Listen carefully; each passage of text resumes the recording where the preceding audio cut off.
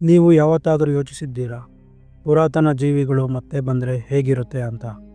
ಇಬ್ಬರು ಕಾರ್ಮಿಕರು ಮಾಡುವ ಎಡವಟ್ಟಿನಿಂದ ನೂರಾರು ವರ್ಷಗಳಿಂದ ಮಲಗಿರುವ ಒಂದು ಕ್ರೂರ ಜೀವಿ ಎಚ್ಚರವಾಗಿ ಏನೆಲ್ಲ ಅನಾಹುತ ಮಾಡುತ್ತೆ, ಅದನ್ನು ಸಾಯಿಸೋಕೆ ನಮ್ಮ ಹೀರೋ ಏನೆಲ್ಲ ಕಷ್ಟಪಡ್ತಾನೆ ಅನ್ನೋದೇ ಈ ಮೂವಿಯ ಕಥೆಯಾಗಿದೆ.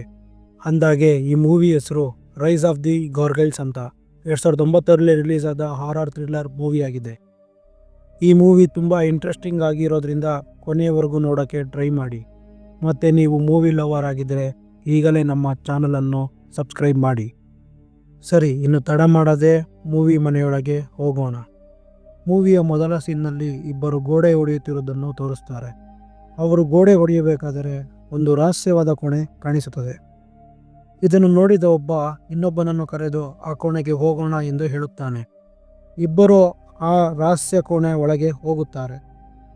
ಅಲ್ಲಿ ಅವರಿಗೆ ಪುರಾತನ ಕಾಲದ ಕೆಲವು ವಸ್ತುಗಳು, ಚಿತ್ರಗಳು, ಮುಖ್ಯವಾಗಿ ವಿಚಿತ್ರವಾದ ಮೂರ್ತಿಗಳು ಕಾಣಿಸುತ್ತದೆ. ಇದನ್ನು ನೋಡಿದ ಒಬ್ಬ ಆ ವಸ್ತುಗಳನ್ನು ತೆಗೆದುಕೊಂಡು ಇವುಗಳನ್ನು ಮಾರಿದರೆ ಒಳ್ಳೆ ದುಡ್ಡು ಸಿಗುತ್ತೆ ಅಂತ ಇನ್ನೊಬ್ಬನಿಗೆ ಹೇಳುತ್ತಾ ಮುಂದೆ ಹೋಗ್ತಾನೆ. ಮುಂದೆ ಹೋಗ್ತಾ ಹೋಗ್ತಾ ಅವನಿಗೆ ಒಂದು ಕಿಂಡಿಯನ್ನು ಗ್ರಿಲ್ಗಳಿಂದ ಮುಚ್ಚಿರುವುದು ಕಾಣಿಸುತ್ತದೆ. ಇದನ್ನು ನೋಡಿದ ಇಬ್ಬರು ಆ ಗ್ರಿಲ್ಲನ್ನು ಹೊಡೆಯುತ್ತಾರೆ. ಒಬ್ಬನು ಆ ಕಿಂಡಿಯೊಳಗೆ ಏನಿದೆ ಎಂಬ ಕುತೂಹಲದಿಂದ ಒಳಗೆ ಹೋಗ್ತಾನೆ. ಒಳಗೆ ಹೋದ ಅವನು ಒಂದು ವಿಚಿತ್ರ ಜೀವಿಯನ್ನು ನೋಡಿ ಭಯದಿಂದ ಜೋರಾಗಿ ಕೂಗಿಬಿಡುತ್ತಾನೆ. ಅಷ್ಟೇ ನೋಡಿ, ಕ್ಷಣ ಮಾತ್ರದಲ್ಲಿ ಅವನ ದೇಹ ತುಂಡು ತುಂಡಾಗಿ ಬಿಡುತ್ತೆ. ಇದನ್ನು ನೋಡಿದ ಇನ್ನೊಬ್ಬ ಭಯಗೊಂಡು ಅಲ್ಲಿಂದ ಓಡೋಕೆ ಶುರು ಮಾಡ್ತಾನೆ. ಆಗ ಆ ಜೀವಿ ಅವನನ್ನು ಅಟ್ಟಾಡಿಸಿಕೊಂಡು ಬರುತ್ತೆ. ಇನ್ನೇನು ಅವನು ಕಿಂಡಿಯಿಂದ ಹೊರಬರಬೇಕು, ಅಷ್ಟರಲ್ಲಿ ಆ ಕ್ರೂರ ಜೀವಿ ಅವನನ್ನು ಹಿಡಿದು ಕೊಂದು ಬಿಡುತ್ತೆ. ಅಂದಾಗೆ ಆ ವಿಚಿತ್ರ ಜೀವಿಯೇ ಗಾರ್ಗಾಯಿಲ್ ಆಗಿರುತ್ತದೆ. ನೂರಾರು ವರ್ಷಗಳಿಂದ ಮಲಗಿದ್ದ ಆ ಜೀವಿ ಈಗ ಎದ್ದು ಆಚೆ ಬಂದು ಬಿಡುತ್ತೆ. ನೆಕ್ಸ್ಟ್ ಸೀನ್ನಲ್ಲಿ ಮೂವಿ ಹೀರೋ ಜಾಕ್ ರ್ಯಾಂಡಲ್ನ ತೋರಿಸ್ತಾರೆ. ಈ ಜಾಕ್ ಒಬ್ಬ ಆರ್ಕಿಯಾಲಜಿಸ್ಟಿಕ್ ಪ್ರೊಫೆಸರ್ ಆಗಿರ್ತಾನೆ. ಇಲ್ಲಿ ಜಾಕ್ ತನ್ನ ಸ್ಟೂಡೆಂಟ್ಸ್ಗಳಿಗೆ ಮೈಥಾಲಜಿ ಬಗ್ಗೆ ಪಾಠ ಮಾಡ್ತಿರ್ತಾನೆ. ಇದೇ ಸಮಯಕ್ಕೆ ಅಲ್ಲಿಗೆ ಜಾಕ್ನ ಗರ್ಲ್ಫ್ರೆಂಡ್ ಕ್ಯಾರಲ್ ಬರುತ್ತಾಳೆ. ಅವಳನ್ನು ನೋಡಿ ಪಾಠ ಮಾಡೋದನ್ನು ಅಲ್ಲಿಗೆ ಸ್ಟಾಪ್ ಮಾಡಿ ಅವಳ ಹತ್ರ ಮಾತಾಡೋಕ್ಕೆ ನಿಂತುಕೊಳ್ತಾನೆ. ಅಲ್ಲಿ ಅವನು ಬರೆದಿರುವ ಒಂದು ಬುಕ್ ಪಬ್ಲಿಷ್ ಬಗ್ಗೆ ವಿಚಾರಿಸ್ತಿರ್ತಾನೆ. ಅದರ ಬಗ್ಗೆ ಮಾತಾಡ್ತಾ ಹೊರಗಡೆ ಸುತ್ತಾಡಬೇಕಿದ್ದರೆ ಕ್ಯಾರಲ್ ಒಂದು ವಿಷಯವನ್ನು ಹೇಳ್ತಾಳೆ. ಜಾಕ್, ನಾನು ಒಂದು ಜಾಗದ ಬಗ್ಗೆ ತಿಳ್ಕೊಂಡು ಬಂದಿದ್ದೀನಿ, ನಿನಗೆ ಅದು ಇಷ್ಟವಾಗುತ್ತೆ ನೋಡು ಅಂತ ಒಂದು ಚರ್ಚ್ನ ಫೋಟೋವನ್ನು ತೋರಿಸುತ್ತಾಳೆ. ಅದು ಅಲ್ಲಿನ ಮೇಯರ್ ಆಫೀಸಿಂದ ಡೆಮಾಲಿಷನ್ ಆರ್ಡರ್ ಪಡೆದಿರುವ ಒಂದು ಚರ್ಚ್ನ ಫೋಟೋವಾಗಿರುತ್ತದೆ. ಇದನ್ನು ನೋಡಿದ ಜಾಕ್ ಆ ಚರ್ಚ್ನ ಮೇಲಿರುವ ಕೆಲವು ಜೀವಿಗಳ ಮೂರ್ತಿಗಳನ್ನು ಗಮನಿಸುತ್ತಾನೆ. ಆಗ ಕ್ಯಾರಲ್ ಹೇಳ್ತಾಳೆ, ಈ ಚರ್ಚಲ್ಲಿ ಕೆಲವು ಅಹಿತಕರ ರಹಸ್ಯ ಘಟನೆಗಳು ಆಗಿದೆ, ಬಾ ನೋಡ್ಕೊಂಡು ಬರೋಣ ಅಂತ ಒತ್ತಾಯ ಮಾಡ್ತಾಳೆ. ಆಗ ಜಾಕ್ ಅದಕ್ಕೆ ಒಪ್ಪಿ ಅದೇ ದಿನ ರಾತ್ರಿ ಚರ್ಚ್ ಹತ್ರ ಬರ್ತಾರೆ. ಬಂದ ನಂತರ ಕ್ಯಾರಲ್ ಜಾಕ್ಗೆ ಹೇಳ್ತಾಳೆ, ಒಂದು ಕಾಲದಲ್ಲಿ ವೈಭವದಿಂದ ಇದ್ದ ಈ ಚರ್ಚ್ ಇಂದು ಯಾರೂ ನೋಡದೇ ಇರೋ ರೀತಿ ಆಗಿದೆ.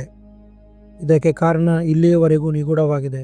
ರೀಸೆಂಟಾಗಿ ಇಬ್ಬರು ಕಾರ್ಮಿಕರು ನಿಗೂಢವಾಗಿ ಸತ್ತಿದ್ದಾರೆ ಅಂತಾಳೆ. ಇದನ್ನು ಕೇಳಿದ ಜಾಕ್, ನೀನು ಹೇಳ್ತಿರೋದು ನಿಜನಾ? ಸತ್ತಿದ್ದಾರೆ ಅಂದರೆ ಯಾಕಿರಬಹುದು ಅಂತ ಕ್ಯಾರಲ್ಗೆ ಕೇಳ್ತಾನೆ. ಆಗ ಕ್ಯಾರಲ್, ಯಾಕೆ ನಿನಗೆ ಭಯ ಆಗ್ತಿದ್ಯಾ ಅಂತ ಕೇಳ್ತಾಳೆ. ಅದಕ್ಕೆ ಜಾಕ್, ಇಲ್ಲಪ್ಪ ಅಂತ ಹೇಳಿ ಅವಳ ಜೊತೆ ಚರ್ಚ್ ಒಳಗೆ ಹೋಗ್ತಾನೆ. ಇಲ್ಲಿ ಕ್ಯಾರಲ್ ಹೇಳಿರುವ ವ್ಯಕ್ತಿಗಳು ಬೇರೆ ಯಾರೂ ಅಲ್ಲ, ಮೂವಿ ಮೊದಲಿಗೆ ಗೋಡೆ ಹೊಡೆಯುತ್ತಿದ್ದ ಇಬ್ಬರು ವ್ಯಕ್ತಿಗಳೇ ಆಗಿರುತ್ತಾರೆ. ಇಬ್ಬರು ಚರ್ಚ್ ಒಳಗೆ ಹೋಗಬೇಕಿದ್ದರೆ ಅಲ್ಲಿನ ಗೋಡೆಯ ಮೇಲೆ ಸುಂದರ ಚಿತ್ರಗಳು, ಮೂರ್ತಿಗಳನ್ನು ನೋಡಿ ವಾವ್ ಅಂತ ಹೇಳಿಕೊಂಡು ಆಶ್ಚರ್ಯ ಪಡ್ತಿರ್ತಾರೆ. ಹೀಗೆ ಮುಂದೆ ಹೋಗಬೇಕಿದ್ದರೆ ಅವರು ಒಂದು ಒಡೆದಿರುವ ಕಿಂಡಿಯೊಳಗೆ ಹೋಗ್ತಾರೆ. ಆ ಕಿಂಡಿ ಬೇರೆ ಯಾವುದೂ ಅಲ್ಲ, ಆ ಇಬ್ಬರು ಕಾರ್ಮಿಕರು ಒಡೆದಂತಹ ಗೋಡೆಯೇ ಆಗಿರುತ್ತದೆ. ಒಳಗೆ ಹೋಗಬೇಕಾದರೆ ಕ್ಯಾರಲ್ ರಹಸ್ಯ ಕೋಣೆಯ ಬಾಗಿಲಲ್ಲಿ ನಿಂತು ಜಾಕ್ಗೆ, ನೀನು ಒಳಗೆ ಹೋಗಿ ಫೋಟೋ ತಕ್ಕೊಂಡು ಬೇಗ ಬಾ ಅಂತ ಹೇಳ್ತಾಳೆ. ಸರಿ ಅಂತ ಜಾಕ್ ಒಳಗೆ ಹೋಗಿ ಕೆಲವು ರಹಸ್ಯ ನಿಗೂಢ ಮೂರ್ತಿಗಳ ಫೋಟೋ ತಗೊಳ್ತಾನೆ. ಇತ್ತ ಕಡೆ ಕ್ಯಾರಲ್ ಹಿಡಿದಿದ್ದ ಟಾರ್ಚ್ ಬ್ಯಾಟರಿ ಖಾಲಿಯಾಗುತ್ತದೆ. ಸರಿ, ಮೊಬೈಲ್ ಟಾರ್ಚ್ ಆನ್ ಮಾಡೋಣ ಅಂತ ಕೆಳಗೆ ಬ್ಯಾಗ್ ಇಟ್ಟು ಟಾರ್ಚ್ ಆನ್ ಮಾಡಿದಾಗ ಅವಳಿಗೆ ಅಲ್ಲಿ ಕೆಲವು ವಸ್ತುಗಳು ಸಿಗುತ್ತೆ. ಅದನ್ನು ಅವಳು ಬ್ಯಾಗಿಗೆ ಹಾಕೊಳ್ತಾಳೆ. ಇತ್ತ ಜಾಕ್ ಒಳಗಡೆ ಹೋಗಬೇಕಿದ್ರೆ ದೊಡ್ಡದಾಗಿ ರೆಕ್ಕೆ ಬಡಿಯುವ ಸದ್ದು ಒಂದು ರೂಮ್ ಕಡೆಯಿಂದ ಬರ್ತಿರುತ್ತೆ. ಅಲ್ಲಿ ಏನಿದೆ ನೋಡೋಣ ಅಂತ ಜಾಕ್ ತನ್ನ ಕ್ಯಾಮ್ರಾವನ್ನು ಅಲ್ಲಿರುವ ಸಣ್ಣ ಸಂದಿಯಲ್ಲಿ ಇಡುತ್ತಾನೆ. ಸಡನ್ನಾಗಿ ಬೃಹತ್ ಪ್ರಾಣಿ ಅವನ ಮೇಲೆ ಅಟ್ಯಾಕ್ ಮಾಡೋಕ್ಕೆ ಬರುತ್ತೆ. ಅದು ಬೇರೆ ಯಾವುದೇ ಜೀವಿಯಲ್ಲ, ಅದು ಗಾರ್ಗಾಯಿಲ್ ಆಗಿರುತ್ತದೆ. ಅದನ್ನು ನೋಡಿದ ಜಾಕ್ ಭಯಗೊಂಡು ಕ್ಯಾರಲ್ನ ಕರ್ಕೊಂಡು ಓಡಿ ಹೋಗ್ತಿರ್ತಾನೆ. ಹೀಗೆ ಹೋಗಬೇಕಾದರೆ ಅವನ ಕ್ಯಾಮರಾ ಒಡೆದು ಹೋಗುತ್ತದೆ. ಹಾಗೋ ಹೀಗೋ ಕಷ್ಟಪಟ್ಟು ಅವರಿಬ್ಬರು ಚರ್ಚಿಂದ ಆಚೆ ಬರುತ್ತಾರೆ. ಜಾಕ್ ಅಲ್ಲಿ ನೋಡಿದ ಗಾರ್ಗಾಯಿಲ್ ಬಗ್ಗೆ ತುಂಬ ಭಯದಿಂದ ಕ್ಯಾರೋಲ್ಗೆ ಹೇಳ್ತಾನೆ. ಅದಕ್ಕೆ ಕ್ಯಾರೋಲ್ ಭಯಪಡಬೇಡ, ಆ ಥರ ಏನಿರಲ್ಲ ಅಂತ ಹೇಳ್ತಾಳೆ. ಆಗ ಜಾಕ್ ಕ್ಯಾಮ್ರಾದಲ್ಲಿ ರೆಕಾರ್ಡ್ ಆಗಿದೆ ನೋಡು ಎಂದಾಗ ಕ್ಯಾಮ್ರಾ ಒಡೆದುರಿದು ಅವರಿಬ್ಬರಿಗೆ ಗೊತ್ತಾಗುತ್ತದೆ. ಹೀಗೆ ಮಾತನಾಡುತ್ತಿರುವಾಗ ಚರ್ಚ್ ಒಳಗಡೆಯಿಂದ ಒಂದು ದೊಡ್ಡ ಶಬ್ದ ಬರುತ್ತದೆ. ಆಗ ಜಾಕ್ ಇಲ್ಲಿರೋದು ಸೇಫ್ ಅಲ್ಲ ಅಂತ ಹೇಳಿ ಕ್ಯಾರಲ್ನ ಕರ್ಕೊಂಡು ಹೋಗಿಬಿಡ್ತಾನೆ. ಅಲ್ಲಿಂದ ಸೀನ್ ಮರುದಿನ ಸಂಜೆ ಜಾಕ್ ಮತ್ತು ಕ್ಯಾರಲ್ ಒಂದು ಹೋಟೆಲ್ನಲ್ಲಿ ಇರೋದನ್ನು ತೋರಿಸ್ತಾರೆ. ಇಲ್ಲಿ ಜಾಕ್ ಕ್ಯಾರಲ್ಗೆ ನಿನ್ನೆ ರಾತ್ರಿ ನಡೆದಂಥ ಘಟನೆ ನಿಜ ಅಂತ ಹೇಳ್ತಾ ಇರ್ತಾನೆ. ನಿನಗೆ ನಂಬಿಕೆ ಇಲ್ಲ ಅಂದರೆ ಕ್ಯಾಮ್ರಾವನ್ನು ಒಮ್ಮೆ ನೋಡು ಅಂತ ಹೇಳಬೇಕಾದರೆ ಅವರು ಕುಡಿಯುತ್ತಿದ್ದ ಡ್ರಿಂಕ್ಸ್ ಕ್ಯಾಮ್ರಾ ಮೇಲೆ ಬಿದ್ದು ಸ್ವಲ್ಪ ಹಾಳಾಗುತ್ತದೆ. ಆಗ ಕ್ಯಾರಲ್ ನಾನು ಬಟ್ಟೆ ಕ್ಲೀನ್ ಮಾಡ್ಕೊಂಡು ಬರ್ತೀನಿ ಅಂತ ಹೇಳಿ ಹೋಗ್ತಾಳೆ. ಅಷ್ಟರಲ್ಲಿ ಹೊರಗಡೆಯಿಂದ ಒಂದು ದೊಡ್ಡ ಆಕ್ಸಿಡೆಂಟ್ ಆಗಿರೋ ಶಬ್ದ ಬರುತ್ತೆ. ಎಲ್ಲರೂ ಗಾಬರಿಯಿಂದ ಅಲ್ಲಿಗೆ ಬಂದಾಗ ಜಾಕ್ ಸಹ ಬರುತ್ತಾನೆ. ಅಲ್ಲಿ ಬಂದು ನೋಡಿದಾಗ ಅವನ ಕಾರ್ ಮೇಲೆ ದೊಡ್ಡ ಬಂಡೆಕಲ್ಲು ಬಿದ್ದಿರುತ್ತೆ. ಎಲ್ಲರೂ ಆಶ್ಚರ್ಯದಿಂದ ನೋಡುತ್ತಿದ್ದಾಗಲೇ ಒಂದು ಡೆಡ್ ಬಾಡಿ ಸಹ ಕಾರ್ನ ಮೇಲೆ ಬೀಳುತ್ತೆ. ಇದನ್ನು ನೋಡಿ ಎಲ್ಲರಿಗೂ ಆತಂಕ ಹೆಚ್ಚಾಗುತ್ತದೆ. ಅಷ್ಟರಲ್ಲಿ ಅಲ್ಲಿಗೆ ಪೊಲೀಸ್ ಇನ್ಸ್ಪೆಕ್ಟರ್ ಆಗಿರುವ ಗಿಬರ್ಟ್ ಬರ್ತಾರೆ. ಅವರು ಜಾಕ್ ಮತ್ತು ಕ್ಯಾರಲ್ಗೆ ನಡೆದ ವಿಷಯದ ಬಗ್ಗೆ ವಿಚಾರಿಸ್ತಾರೆ. ನಾವು ಕರೆದಾಗ ಬರಬೇಕೆಂದು ಹೇಳಿ ಕಳುಹಿಸುತ್ತಾರೆ. ಇತ್ತ ಮೀಡಿಯಾದವರು ನಡೆದ ಘಟನೆಯ ಬಗ್ಗೆ ಇನ್ಸ್ಪೆಕ್ಟರ್ ಗಿಬರ್ಟ್ನ ಕೇಳ್ತಾರೆ. ಅವರ ಪ್ರಶ್ನೆಗೆ ಯಾವುದೇ ಪ್ರತಿಕ್ರಿಯೆ ನೀಡದೆ ಅವರನ್ನು ಅಲ್ಲಿಂದ ಕಳಿಸಿಬಿಡುತ್ತಾರೆ. ನಂತರ ಮೀಡಿಯಾದವರು ಅಲ್ಲೇ ಹೋಗುತ್ತಿದ್ದ ಜಾಕ್ ಮತ್ತು ಕ್ಯಾರಲನ್ನು ಕೇಳಿದಾಗ ಅವರಿಬ್ಬರೂ ಸಹ ಏನು ಉತ್ತರಿಸದೆ ಹೊರಟು ಬಿಡುತ್ತಾರೆ. ಮುಂದಿನ ಸೀನ್ನಲ್ಲಿ ಕ್ಯಾರಲ್ಗೆ ಜಾಕ್ ಕಡೆಯಿಂದ ಕಾಲ್ ಬರುತ್ತೆ. ಅವರು ಕಾರ್ ಆಕ್ಸಿಡೆಂಟ್ ಬಗ್ಗೆ ಮಾತನಾಡುತ್ತಾ ನಾಳೆಯೂ ಚರ್ಚ್ ಬಳಿ ಹೋಗೋಣ ಎಂದು ಕ್ಯಾರಲ್ಗೆ ಕೇಳ್ತಾನೆ. ಕ್ಯಾರಲ್ ಅದಕ್ಕೆ ಒಪ್ಪಿ ಬೆಳಗ್ಗೆ ಬಾ ಎಂದು ಹೇಳಿ ಕಾಲ್ ಕಟ್ ಮಾಡ್ತಾಳೆ. ನಂತರ ಟೇಬಲ್ ಮೇಲೆ ಇದ್ದ ಚರ್ಚ್ನಿಂದ ತಂದ ವಸ್ತುಗಳನ್ನು ಬಟ್ಟೆಯಲ್ಲಿ ಸುತ್ತಿ ಒಂದು ಕಬೋರ್ಡ್ನಲ್ಲಿ ಬಚ್ಚಿಡುತ್ತಾಳೆ. ಇದಾದ ಕೆಲವೇ ಕ್ಷಣದಲ್ಲಿ ಮನೆಯಲ್ಲಿ ಕರೆಂಟ್ ಹೋಗುತ್ತೆ. ಅರೆ ಇದೇನಾಯಿತು ಅಂತ ಅನ್ಕೊತಾ ಇರಬೇಕಾದ್ರೇ ಮನೆಯಲ್ಲಿ ಏನೋ ಒಂದು ಶಬ್ದ ಬರುತ್ತೆ. ಏನದು ಅಂತ ನೋಡೋಕ್ಕೆ ಹೋದಾಗ ಸಡನ್ನಾಗಿ ಗಾರ್ಗಾಯಿಲ್ ಅವಳ ಮೇಲೆ ಅಟ್ಯಾಕ್ ಮಾಡೋಕ್ಕೆ ಬರುತ್ತೆ. ಅದರ ಕೈಯಿಂದ ತಪ್ಪಿಸಿಕೊಳ್ಳುವಾಗ ಅವಳ ಕಾಲಿಗೆ ಗಾಯವಾಗುತ್ತೆ. ಕಷ್ಟಪಟ್ಟು ಮನೆಯ ಮೇಲೆ ಹೋಗಿ ಜೋರಾಗಿ ಸಹಾಯಕ್ಕೆಂದು ಕೂಗಬೇಕಾದರೆ ಹಾರಿ ಬಂದ ಗಾರ್ಗಾಯಿಲ್ ಅವಳ ತಲೆಯನ್ನು ಕತ್ತರಿಸಿಬಿಡುತ್ತೆ. ಮರುದಿನ ಬೆಳಗ್ಗೆ ಕ್ಯಾರಲ್ನನ್ನು ಪಿಕ್ ಮಾಡಲು ಬಂದ ಜಾಕ್ಗೆ ಕ್ಯಾರಲ್ ನಿಗೂಢವಾಗಿ ಹತ್ಯೆಯಾಗಿರುವುದನ್ನು ನೋಡಿ ಪೊಲೀಸ್ ಸ್ಟೇಷನ್ಗೆ ಹೋಗ್ತಾನೆ. ಅಲ್ಲಿ ಇನ್ಸ್ಪೆಕ್ಟರ್ ಗಿಬರ್ಟ್ ಜಾಕ್ಗೆ ಕೆಲವು ಕ್ವಶನ್ಗಳನ್ನು ಕೇಳ್ತಾರೆ. ಜಾಕ್ ಎಲ್ಲ ಪ್ರಶ್ನೆಗಳಿಗೂ ಉತ್ತರಿಸಿದ ನಂತರ ಇನ್ಸ್ಪೆಕ್ಟರ್ ಗಿಬರ್ಟ್ ಜಾಕ್ ಮೇಲೇ ಅನುಮಾನ ಪಡ್ತಾನೆ. ಇದರಿಂದ ಬೇಸರಗೊಂಡ ಜಾಕ್ ಅಲ್ಲಿಂದ ಹೊರಟು ಬಿಡ್ತಾನೆ. ಮುಂದಿನ ಸೀನ್ನಲ್ಲಿ ಅದೇ ದಿನ ರಾತ್ರಿ ಒಬ್ಬಳು ತನ್ನ ನಾಯಿಯೊಂದಿಗೆ ವಾಕಿಂಗ್ ಹೋಗಬೇಕಿದ್ರೆ ಅವಳ ನಾಯಿ ವಿಚಿತ್ರವಾಗಿ ವರ್ತಿಸಿ ಅವಳ ಕೈಯಿಂದ ತಪ್ಪಿಸಿಕೊಂಡು ಓಡಿ ಹೋಗುತ್ತದೆ. ಅದರ ಹಿಂದೆಯೇ ಇವಳು ಸಹ ಓಡುತ್ತಾಳೆ. ಒಂದು ಕತ್ತಲೆಯ ಬೀದಿಯಲ್ಲಿ ಗಾರ್ಗಾಯಿಲ್ ನಾಯಿಯನ್ನು ಹಿಡಿದು ತಿನ್ನುತ್ತಿರುತ್ತದೆ. ಅದೇ ಸಮಯಕ್ಕೆ ಅವಳು ಸಹ ಅಲ್ಲಿ ಬರುತ್ತಾಳೆ. ಆ ದೈತ್ಯ ಜೀವಿಯನ್ನು ನೋಡಿ ಜೋರಾಗಿ ಕಿರುಚುತ್ತಾಳೆ. ತಕ್ಷಣ ಗಾರ್ಗಾಯಿಲ್ ಅವಳನ್ನು ಸಹ ಸಾಯಿಸಿಬಿಡುತ್ತದೆ. ಮರುದಿನ ಬೆಳಗ್ಗೆ ಜಾಕ್ ಚರ್ಚಿನೊಳಗಿರುವ ಗಾರ್ಗಾಯಿಲ್ ಮತ್ತು ಚರ್ಚಿನ ಬಗ್ಗೆ ಮತ್ತಷ್ಟು ತಿಳ್ಕೊಳ್ಬೇಕು ಅಂತ ಚರ್ಚ್ ಹತ್ರ ಬರ್ತಾನೆ. ಅಲ್ಲಿ ಕಾರ್ಮಿಕರೆಲ್ಲ ಸೇರಿ ಒಬ್ಬನನ್ನು ಅಲ್ಲಿಂದ ಆಚೆ ಹಾಕ್ತಿರ್ತಾರೆ. ಅವರು ಬೇರೆ ಯಾರೂ ಅಲ್ಲ, ಆ ಚರ್ಚ್ನ ಫಾದರ್ ಗಿಬಲ್ ಆಗಿರ್ತಾನೆ. ಆಚೆ ಬಂದ ಫಾದರ್ ಕಾರ್ಮಿಕರಿಗೆ ಶಾಪ ಹಾಕ್ತಾ ಇರ್ತಾನೆ. ಅದೇ ಸಮಯಕ್ಕೆ ಜಾಕ್ ಅವರ ಬಳಿ ಚರ್ಚಿನ ವಿಷಯನ ತಿಳ್ಕೊಳ್ಳೋಕ್ಕೆ ಬರ್ತಾನೆ. ಆಗ ಫಾದರ್ ಚರ್ಚಿನಲ್ಲಿ ಪುರಾತನ ಮೂರ್ತಿಗಳಿವೆ, ಅದನ್ನು ಹೇಗಾದರೂ ಮಾಡಿ ರಕ್ಷಿಸಬೇಕು ಅಂತಾನೆ. ಆಗ ಜಾಕ್ ಚರ್ಚಿನ ಒಳಗೆ ಗಾರ್ಗಾಯಿಲ್ ಸಹ ಇದೆ ಎಂದು ಹೇಳುತ್ತಾನೆ. ಅದಕ್ಕೆ ಫಾದರ್ ನನಗೆ ಇದರ ಬಗ್ಗೆ ಏನೂ ಗೊತ್ತಿಲ್ಲ, ಅಕಸ್ಮಾತ್ ಇದ್ದರೆ ಇವರನ್ನೆಲ್ಲ ಅದೇ ಸಾಯಿಸಲಿ ಅಂತ ಹೇಳಿ ಕೋಪದಲ್ಲಿ ಅಲ್ಲಿಂದ ಹೊರಟು ಬಿಡ್ತಾನೆ. ಅಲ್ಲಿಂದ ಸೀನ್ ರಾತ್ರಿ ಸತ್ತಿರುವಂತಹ ನಾಯಿ ಮತ್ತು ಹುಡುಗಿಯ ದೇಹದ ಕಡೆ ಶಿಫ್ಟ್ ಆಗುತ್ತೆ. ಅದೇ ಜಾಗಕ್ಕೆ ಇನ್ಸ್ಪೆಕ್ಟರ್ ಗಿಬರ್ಟ್ ಬಂದಿರುತ್ತಾನೆ.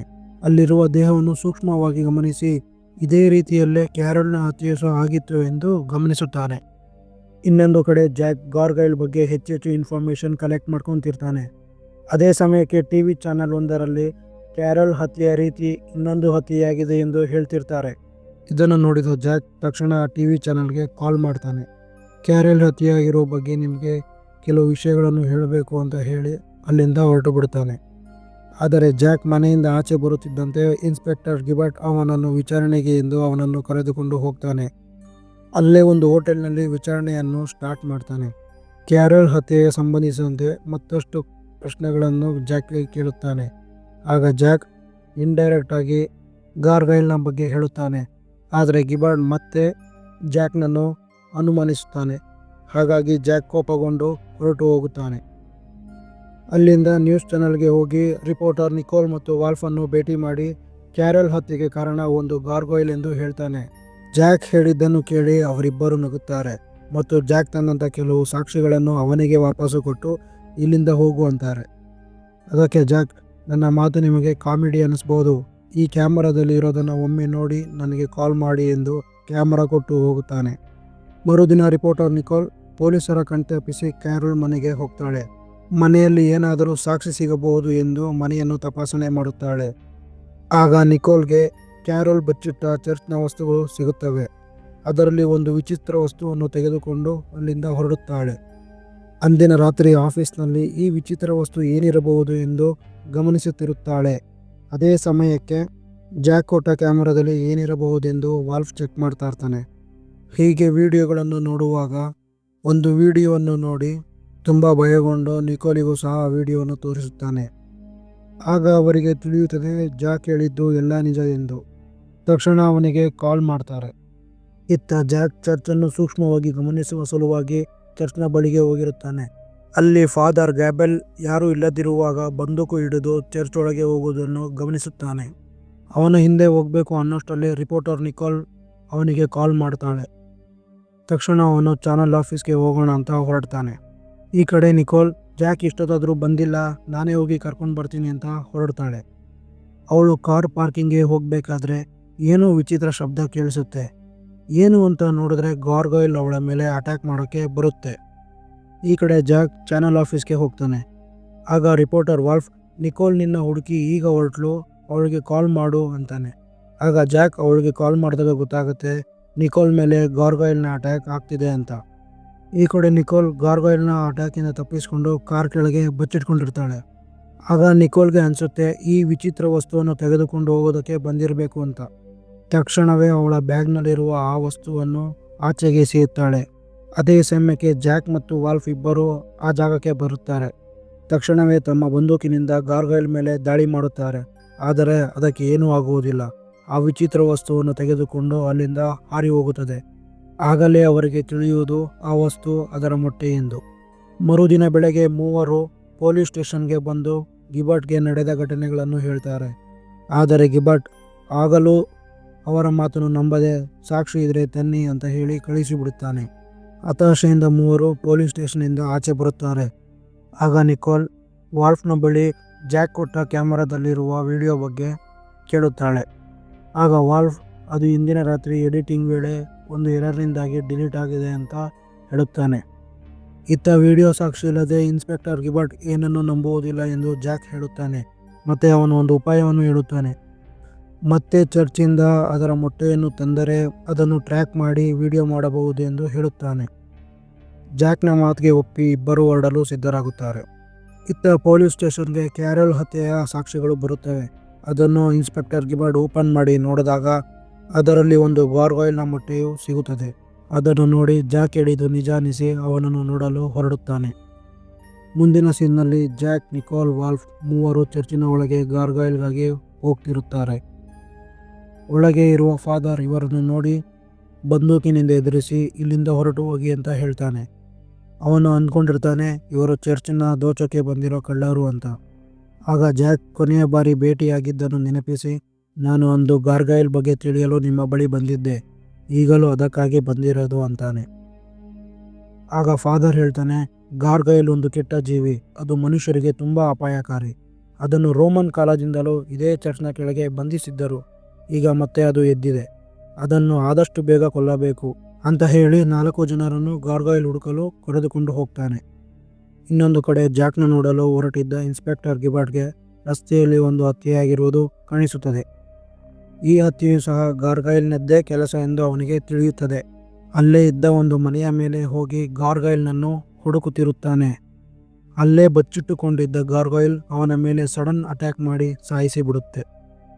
ಈ ಕಡೆ ಜಾಕ್ ಮತ್ತು 3 ಜನ ಅದನ್ನು ಕೊಲ್ಲಲೇಬೇಕು ಅಂತ ಅದಕ್ಕೆ ಬೇಕಾದ ಬಂದೂಕು, ಸ್ಟ್ರೂಬ್ ಲೈಟ್, ಟ್ರ್ಯಾಕರ್ ಇನ್ನಿತರ ವಸ್ತುಗಳನ್ನು ರೆಡಿ ಮಾಡ್ಕೊತಿರ್ತಾರೆ. ಆಗ ವಾಲ್ಫ್ ಈ ಸ್ಟ್ರೂಬ್ ಲೈಟ್ ಏತಕ್ಕೆ ಅಂತ ಜಾಕ್ನ ಕೇಳ್ತಾನೆ. ಆಗ ಜಾಕ್ ಒಂದು ವಿಚಿತ್ರ ವಿಷಯ ಹೇಳ್ತಾನೆ. ಈ ಜೀವಿಗಳು ಬ್ರೈಟ್ ಬೆಳಕಿಗೆ ಕಲ್ಲುಗಳಾಗಿ ಚೇಂಜ್ ಆಗುತ್ತವೆ ಅಂತ. ಇದರಿಂದ ನಮಗೆ ತಿಳಿಯುತ್ತದೆ ಚರ್ಚ್ನ ಒಳಗೆ ಮತ್ತು ಹೊರಗೆ ಇದ್ದ ಆ ವಿಚಿತ್ರ ಮೂರ್ತಿಗಳು ನಿಜವಾದ ಗಾರ್ಗೈಲ್ಗಳೆಂದು. ಎಲ್ಲ ವಸ್ತುಗಳು ಸಿದ್ಧವಾದ ನಂತರ ಅವರಿಗೆ ಗಾರ್ಗೈಲನ್ನು ಚರ್ಚಿಂದ ಹೊರಗೆ ಕರೆಸುವುದು ಹೇಗೆ ಎಂಬುದು ಯೋಚನೆಯಾಗುತ್ತದೆ. ಆಗ ಫಾದರ್ ಅವನ ಬಳಿ ಇದ್ದ ಒಂದು ಗಾರ್ಗೈಲ್ನ ಮೊಟ್ಟೆಯನ್ನು ಕೊಡುತ್ತಾನೆ. ಈ ಮೊಟ್ಟೆಯನ್ನು ಚರ್ಚ್ನ ಆಚೆ ಇಟ್ಟು ಬನ್ನಿ, ಅದು ಬಂದೇ ಬರುತ್ತೆ. ಆ ಸಮಯದಲ್ಲಿ ಅದರ ಮೇಲೆ ಅಟ್ಯಾಕ್ ಮಾಡಬಹುದು ಅಂತ ಹೇಳ್ತಾನೆ. ಸರಿ ಅಂತ ಎಲ್ಲರೂ ಚರ್ಚಿನ ಹೊರಗಡೆ ಬರ್ತಾರೆ. ಫಾದರ್ ಕೊಟ್ಟ ಮೊಟ್ಟೆಯನ್ನು ನಿಕೋಲ್ ಚರ್ಚ್ನ ಆಚೆ ಇಟ್ಟ ತಕ್ಷಣವೇ ಗಾರ್ಗೈಲ್ ಅವಳ ಮೇಲೆ ಅಟ್ಯಾಕ್ ಮಾಡೋಕ್ಕೆ ಸ್ಟಾರ್ಟ್ ಮಾಡಿಬಿಡುತ್ತೆ. ಆಗ ಅವಳು ತುಂಬ ಕಷ್ಟಪಟ್ಟು ಅದರ ಕೈಯಿಂದ ತಪ್ಪಿಸಿಕೊಳ್ಳುತ್ತಾಳೆ. ಅಷ್ಟರಲ್ಲಿ ಫಾದರ್ ಮತ್ತು ಜಾಕ್ ಗಾರ್ಗೈಲ್ ಮೇಲೆ ಕೌಂಟರ್ ಅಟ್ಯಾಕ್ ಮಾಡ್ತಾರೆ. ಆದರೆ ಆಗಲೂ ಸಹ ಅದಕ್ಕೆ ಏನೂ ಆಗುವುದಿಲ್ಲ. ಅದು ತನ್ನ ಮೊಟ್ಟೆಯನ್ನು ತೆಗೆದುಕೊಂಡು ಹೋಗಿಬಿಡುತ್ತೆ. ಇವೆಲ್ಲವನ್ನು ವಾಲ್ಫ್ ತನ್ನ ಕ್ಯಾಮರಾದಲ್ಲಿ ರೆಕಾರ್ಡ್ ಮಾಡಿಕೊಂಡಿರುತ್ತಾನೆ. ಇಷ್ಟು ಘಟನೆ ನಡೆದ ನಂತರ ಜಾಕ್ ತುಂಬ ಕೋಪದಿಂದ ಫಾದರ್ಗೆ ಹೇಳುತ್ತಾನೆ, ನಮ್ಮ ಗುರಿ ಏನಿದ್ದರೂ ಗಾರ್ಗೈಲ್ ಮಾತ್ರ. ಇವತ್ತು ಸ್ವಲ್ಪ ಯಾಮಾರಿದರೂ ನಿಕೋಲ್ ಪ್ರಾಣನೇ ಹೋಗುತ್ತಿತ್ತು ಅಂತ. ಆಗ ಫಾದರ್ ಕೋಪದಲ್ಲಿ ಇನ್ನೊಂದು ರಹಸ್ಯವನ್ನು ಹೇಳಿಬಿಡುತ್ತಾನೆ. ನಾವು ಗಾರ್ಗೈಲ್ ಒಂದನ್ನೇ ಸಾಯಿಸೋಕ್ಕೆ ಆಗಲ್ಲ. ಅದರ ಅಷ್ಟು ಮೊಟ್ಟೆಗಳನ್ನು ಒಡೆದು ಆಮೇಲೆ ಅದನ್ನು ಸಾಯಿಸಬೇಕು. ಇಲ್ಲ ಅಂದರೆ ಅವುಗಳು ಬೆಳೆದು ಮನುಷ್ಯರಿಗೆ ಕಂಟಕ ಆಗುತ್ತೆ. ಅದಕ್ಕೋಸ್ಕರ ನಮ್ಮ ಜೀವ ಹೋದರೂ ಹೋಗಲಿ ಅಂತ ಹೇಳಿ ಹೋಗಿಬಿಡ್ತಾನೆ. ಮುಂದಿನ ಸೀನ್ನಲ್ಲಿ ಗಾರ್ಗೈಲ್ನ ಸಾಯಿಸಲಿಕ್ಕೆ ಜಾಕ್, ಫಾದರ್, ವಾಲ್ಫ್ ಮೂವರು ಚರ್ಚ್ನ ಒಳಗೆ ಹೋಗಲು ಸಿದ್ಧರಾಗುತ್ತಾರೆ. ನಿಕೋಲ್ಗೆ ಆಚೆ ಇದ್ದು ಎಲ್ಲವನ್ನು ಗಮನಿಸು ಅಂತ ಹೇಳಿ ಜಾಕ್ ಹೊರಡುತ್ತಾನೆ. ಚರ್ಚ್ನ ಒಳಗೆ ಮೊದಲು ಜಾಕ್ ಮತ್ತು ವಾಲ್ಫ್ ಹೋಗ್ತಾರೆ. ಆದರೆ ಇಲ್ಲಿ ಫಾದರ್ ಯಾರಿಗೂ ಹೇಳದೆ ಅವನ ಸುತ್ತ ಸ್ಫೋಟಕಗಳನ್ನು ಹಾಕಿಕೊಳ್ಳುತ್ತಾ ಇರುತ್ತಾನೆ. ಇದನ್ನು ನಿಕೋಲ್ ನೋಡಿಬಿಡುತ್ತಾಳೆ. ಇದನ್ನು ಜಾಕ್ಗೆ ಹೇಳಲೇಬೇಕು ಅಂತ ಚರ್ಚ್ ಒಳಗೆ ಅವಳು ಬಂದು ಬಿಡುತ್ತಾಳೆ. ಇನ್ನೊಂದು ಕಡೆ ಮೂವರು ಟ್ರ್ಯಾಕರ್ ಬಳಸಿ ಗಾರ್ಗೈಲ್ ಇರೋ ಕಡೆ ಹೊರಟಿರುತ್ತಾರೆ. ಹೀಗೆ ಹುಡುಕುತ್ತಿರಬೇಕಾದರೆ ಜಾಕ್ಗೆ ನಿಕೋಲ್ ಸಿಗ್ತಾಳೆ.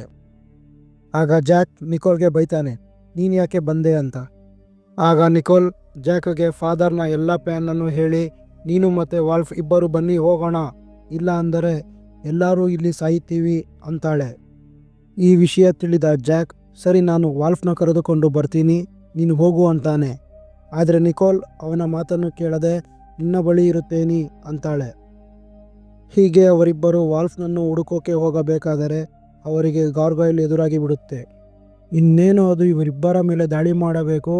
ಅಷ್ಟರಲ್ಲಿ ಫಾದರ್ ಹಿಂದೆಯಿಂದ ಬಂದು ಗಾರ್ಗೈಲ್ಗೆ ಶೂಟ್ ಮಾಡಿಬಿಡ್ತಾನೆ. ಆಗ ಗಾರ್ಗೈಲ್ ಅವರಿಬ್ಬರನ್ನು ಬಿಟ್ಟು ಫಾದರ್ ಮೇಲೆ ಅಟ್ಯಾಕ್ ಮಾಡೋಕ್ಕೆ ಹೋದಾಗ ಇವರಿಬ್ಬರು ಅಲ್ಲಿಂದ ತಪ್ಪಿಸಿಕೊಳ್ತಾರೆ. ಆಗ ಅವರಿಗೆ ಅಲ್ಲೇ ವಾಲ್ಫು ಸಹ ಸಿಗ್ತಾನೆ. ಮೂವರು ಸೇರಿ ಮೊದಲು ಇಲ್ಲಿಂದ ಹೋಗಬೇಕು ಅಂತ ಒಂದು ಸುರಂಗದಲ್ಲಿ ಹೋಗಬೇಕಾದರೆ ಅಲ್ಲೇ ಜಾಕ್ ಜಾರಿ ಒಂದು ಕೋಣೆಯೊಳಗೆ ಬೀಳ್ತಾನೆ. ನಂತರ ನಿಕೋಲ್ ಮತ್ತು ವಾಲ್ಫ್ ಇಬ್ಬರು ಆ ಕೋಣೆಯೊಳಗೆ ಇಳಿಯುತ್ತಾರೆ. ಹೀಗೆ ಆ ಕೋಣೆಯೊಳಗೆ ಹೋಗಬೇಕಾದರೆ ನೂರಾರು ಜನರ ರಕ್ತಸಿಕ್ತ ದೇಹಗಳು, ಮೂಳೆಗಳನ್ನು ನೋಡಿ ಭಯಪಡುತ್ತಿರುತ್ತಾರೆ. ಹಾಗೆ ಮುಂದೆ ಹೋಗಬೇಕಾದ್ರೆ ಅವರು ಊಹಿಸಲಾರದಷ್ಟು ಗಾರ್ಗೈಲ್ ಮೊಟ್ಟೆಗಳನ್ನು ನೋಡುತ್ತಾರೆ. ಅಷ್ಟೊಂದು ಮೊಟ್ಟೆಗಳನ್ನು ನೋಡಿದ ಜಾಕ್ ಇವೆಲ್ಲವನ್ನು ಒಡೆಯಲು ಪ್ರಾರಂಭಿಸುತ್ತಾನೆ. ಇತ್ತ ವಾಲ್ಫ್ ಗಾರ್ಗೈಲ್ ಬರದೇ ಇರಲು ಒಂದು ಸುರಂಗಕ್ಕೆ ಕೆಲವು ವಸ್ತುಗಳನ್ನು ತಂದು ಹಾಕಿ ಇನ್ನೊಂದು ಸುರಂಗದಿಂದ ತಪ್ಪಿಸಿಕೊಳ್ಳಲು ಜಾಗ ಮಾಡಿಕೊಳ್ಳುತ್ತಾನೆ.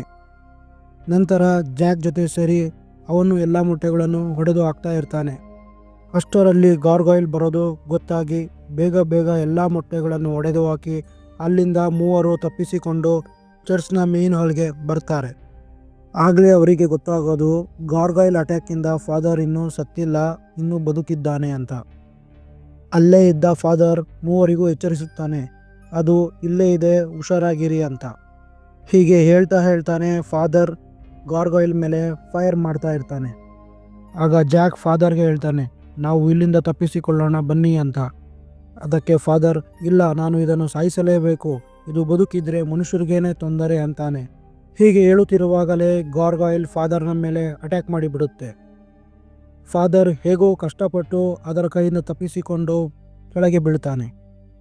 ಗಾರ್ಗಾಯಿಲ್ ಮತ್ತೆ ಅಟ್ಯಾಕ್ ಮಾಡಬೇಕು ಅನ್ನೋಷ್ಟರಲ್ಲಿ ಜಾಕ್ ತನ್ನ ಬಳಿ ಇದ್ದ ಸ್ಟ್ರೋಬ್ ಲೈಟ್ ಅದರ ಮೇಲೆ ಬಿಟ್ಟು ಅದನ್ನು ಕಲ್ಲಾಗುವಂತೆ ಮಾಡ್ತಾನೆ. ಅಲ್ಲಿಂದ ಫಾದರ್ನ ಕರ್ಕೊಂಡು ಹೋಗ್ಬೇಕಾದ್ರೆ ಸ್ಟ್ರೋಬ್ ಲೈಟ್ ಬ್ಯಾಟರಿ ಖಾಲಿಯಾಗಿ ಬಿಡುತ್ತೆ. ಆಗ ಗಾರ್ಗಾಯಿಲ್ ತನ್ನ ಸಹಜ ಸ್ಥಿತಿಗೆ ಬಂದು ಜಾಕ್ ಮೇಲೆ ಅಟ್ಯಾಕ್ ಮಾಡಬೇಕು. ಅಷ್ಟರಲ್ಲಿ ನಿಕೋಲ್ ಇನ್ನೊಂದು ಬ್ಯಾಟರಿ ಹಾಕಿ ಲೈಟ್ ಅದರ ಮೇಲೆ ಬಿಡ್ತಾಳೆ. ಅದು ಮತ್ತೆ ಕಲ್ಲಾಗಿ ಹೋಗುತ್ತೆ. ಗಾರ್ಗಾಯಿಲ್ ಮತ್ತೆ ಸರಿಯಾಗೋ ಮುಂಚೆ ನಾವು ಇಲ್ಲಿಂದ ಹೋಗೋಣ ಅಂತ ಜಾಕ್ ಹೇಳ್ತಾನೆ. ಫಾದರ್ನ ಕರ್ಕೊಂಡು ಹೋಗೋಕ್ಕೆ ಜಾಕ್ ಬಂದಾಗ ಫಾದರ್ ಅವನ ಬಳಿ ಇದ್ದ ಗಾರ್ಗಾಯಿಲ್ನ ಕೊನೆಯ ಮತ್ತು ಜೀವದ ಮೊಟ್ಟೆಯನ್ನು ತೋರಿಸಿ ಗಾರ್ಗಾಯಿಲ್ನ ಗಮನ ಅವನ ಕಡೆ ಸೆಳೆಯುವಂತೆ ಮಾಡಿ ಜಾಕ್ಗೆ ತಪ್ಪಿಸಿಕೊಳ್ಳೋಕ್ಕೆ ಹೇಳ್ತಾನೆ. ಫಾದರ್ನ ಉದ್ದೇಶ ತಿಳಿದಿದ್ದ ಜಾಕ್ ಅಲ್ಲಿಂದ ಓಡ್ತಾನೆ. ಗಾರ್ಗಾಯಿಲ್ ಫಾದರ್ ಮೇಲೆ ಅಟ್ಯಾಕ್ ಮಾಡೋ ಟೈಮ್ಗೆ ಫಾದರ್ ಅವನ ಹತ್ರ ಇದ್ದ ಸ್ಫೋಟಕನ ಸ್ಫೋಟಿಸ್ಬಿಡ್ತಾನೆ. ಇದರಿಂದ ಇಡೀ ಚರ್ಚ್ ಒಂದೇ ಬಾರಿಗೆ ನೆಲಸಮವಾಗಿ ಬಿಡುತ್ತೆ. ಹೀಗೆ ನೂರಾರು ವರ್ಷಗಳಿಂದ ಜೀವಿಸಿದ್ದ ಒಂದು ಪುರಾತನ ಜೀವಿಯು ಅಂತ್ಯವಾಗುತ್ತದೆ. ಇಲ್ಲಿಗೆ ಈ ಮೂವಿಯು ಎಂಡ್ ಆಗುತ್ತದೆ. ಇಲ್ಲಿವರೆಗೂ ನೋಡಿದ್ದೀರಾ ಅಂದರೆ ನಿಮಗೆ ಈ ಮೂವಿ ಇಷ್ಟ ಆಗಿದೆ ಅಂತ ಅಂದ್ಕೊತೀನಿ. ನನ್ನ ಈ ಮೊದಲ ಪ್ರಯತ್ನ ನಿಮಗೆ ಇಷ್ಟ ಆಗಿದ್ದರೆ ನನ್ನ ಚಾನಲನ್ನು ಸಬ್ಸ್ಕ್ರೈಬ್ ಮಾಡಿ ನಮ್ಮನ್ನು ಪ್ರೋತ್ಸಾಹಿಸಿ. ಮತ್ತೆ ಹೊಸದೊಂದು ವಿಡಿಯೋದೊಂದಿಗೆ ಬರ್ತೀನಿ. ಧನ್ಯವಾದಗಳು.